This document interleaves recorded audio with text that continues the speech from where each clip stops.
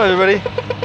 So I wanted to talk for a minute about Stuart Broad and James or Jimmy Anderson from England, who've just been dumped from the England side, not just for one test but seemingly permanently. They're not going on a tour squad. I think it's to West Indies. Can't remember where actually they were going, but not even in the squad. And this is a pretty big deal because they're England's two best bowlers, possibly even their two best in history. They're both in form, neither of them are injured, and the only possible explanation for this is that they're a bit older than some of the others. And I mean, that whole age thing is something that's been used by selectors a number of times to get rid of players that, well, on merit are there. And this is yet another example of players that are there. I mean, yeah, I know that England do have some new up-and-coming fast bowlers coming through, and probably Ollie Robinson is probably the biggest one. But they also have Jofra Archer, who's currently injured, not available, but he's certainly up there. Who else? Yeah, I can't think of anyone. I mean, Mark Wood was doing okay. Chris Wokes is serviceable, and he bats a bit as well. Yeah. You know, you get rid of those two and you're left with a significantly worse side. Maybe you could get rid of one, and you know, as long as Jofra Archer's fit and you've got Ollie Robinson available, you've got a chance. But you're getting rid of both, and it seems a bit silly to get rid of numbers 1 and 2. And just to highlight that, in the last, I think it's the last 15 years in a row, and I might be a couple of years off with that, but they have been England's number 1 leading wicket taker. Most of the time they've also been number 2, but certainly it's been either Broad or Anderson every year. Number 1 wicket taker. And most of those years it's been the other one has been number 2. So, you know, it's a long-term thing. And now I've heard some people say, oh, Broad's out of form. Well, he looked pretty good in the Ashes when he played.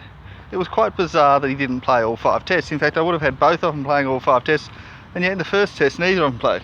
And that was part of the reason that England lost. I'm not saying England are guaranteed to win if they get their selections right.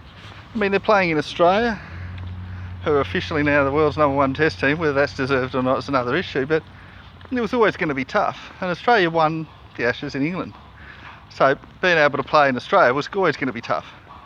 But they didn't get their selections right.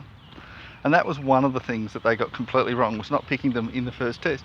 And yes, they picked one of them, usually Anderson, for at least one of, for every other test afterwards. But that's starting off, missing those 2 best players, or 2 best bowlers at least, was a real big problem. And it made it that much harder for them.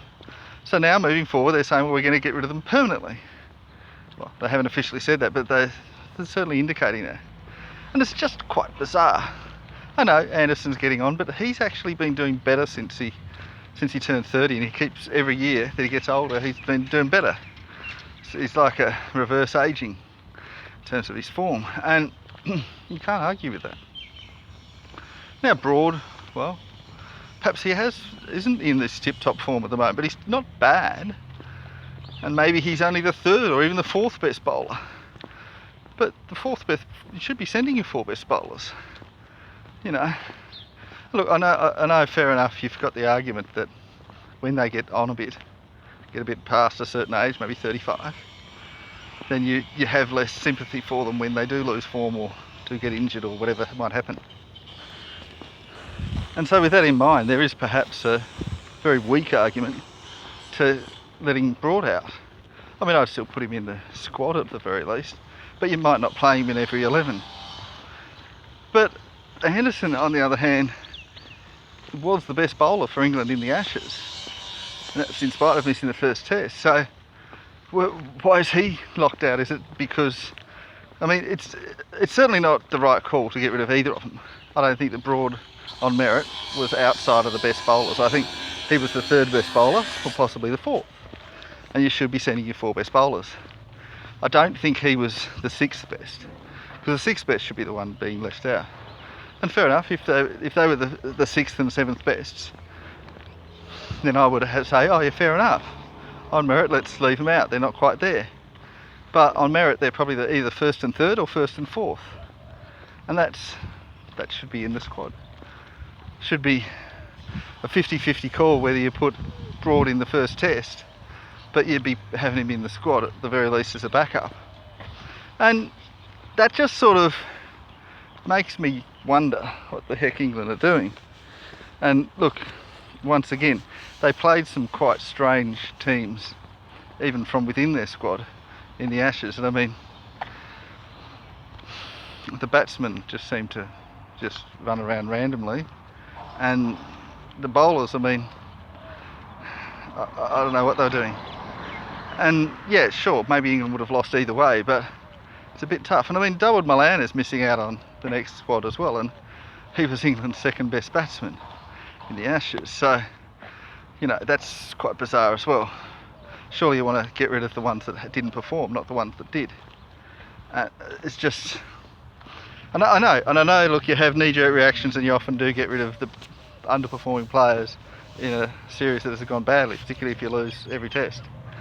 And you know, you can understand that, you get rid of the 5 or 6 players that didn't do very well. But they're getting rid of 3 players that did do well, in Anderson, Broad and Malan. What are you doing that for? Those 3 were amongst probably the top 5 or 6 best players, and you're getting rid of them. What? Why are you doing that? Who did better than them? Perhaps Joe Root. That's probably about it. You know, it's really difficult. I mean, maybe Ollie Robinson did better, I don't know. It's sort of, I don't think he did as well as Anderson, but he might have done better than Broad. That's probably about it. And there was arguments that even though the figures didn't match up, Mark Wood did pretty well too. Figures wise, he wasn't as good as Broad, but perhaps in terms of his effort and all that, he was. So perhaps you've got an argument to put Broad at 4th, behind Wood. You have Anderson, Robinson, Wood and then Broad. Perhaps that's your order of your fast bowlers. But you'd still put them in the squad. The other thing is, if you are going to dump players like that, and I know teams have done that, do it properly. Have a big announcement and say, look, they're too old, want to move in a new direction. Even if you're lying, even if it's a load of nonsense that, you know, whatever, but they didn't even have that.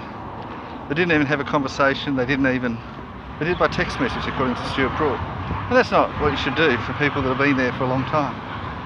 You know, at least tell them and say, hey, look mate, decided you're too old, we're going to go with someone else. And look, again, I think there's a much stronger argument to getting rid of Broad than there is to getting rid of Anderson.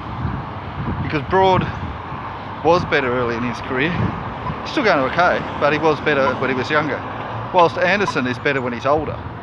So the argument to getting rid of Anderson is very, very weak. In fact, it's probably non-existent, unless there's a secret injury I'm not aware of. So, just a really bizarre thing.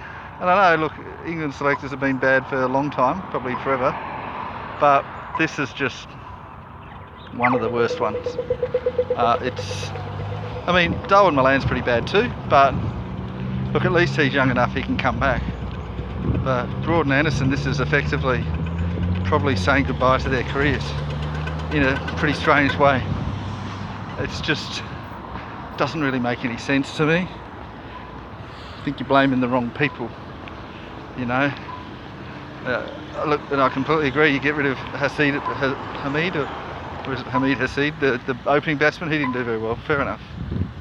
I could even say, oh okay, get rid of Rory Burns, fair enough. Get rid of Joss Butler, fair enough, we can understand that. But getting rid of Anderson and Broad, why? What are you doing that for? Just strange. Anyway, that's it from me. Bye bye.